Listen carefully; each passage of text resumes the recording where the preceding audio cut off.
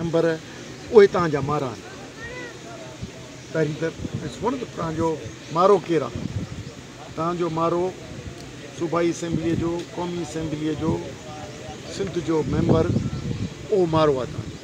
उहो तव्हां ते ज़ुल्म थिए पियो ऐं उहो बीठो सहे ॾिसे। न सिर्फ़ु एतिरो पर कातिलनि जे तरफ़ां असेंबलियूं क़रारदातूं थी पास कनि सिंध असेंबलियूं।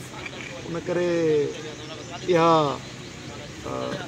आहे सिंध वतन सां या पंहिंजी बदनसीबी सम्झो जो सिंध ते ही धारी दलाल पाकिस्तान पीपल्स पार्टी जी हुकुमरानी इन खां वधीक को कारो ॿियो मामिलो न आहे।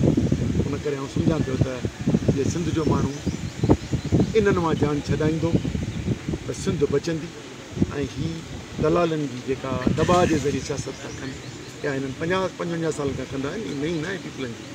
उन करे इनखे साईं जेम्स जी गिरफ़्तारी खां वठी अॼु जे शहादतुनि ताईं गिरफ़्तारी जो सॼो सिलसिलो आहे। इनखे अॻे बि टोड़ियो आहे ऐं क़ौमी कारकुन इनशाला पंहिंजी जदोजहद सां टोड़ींदा।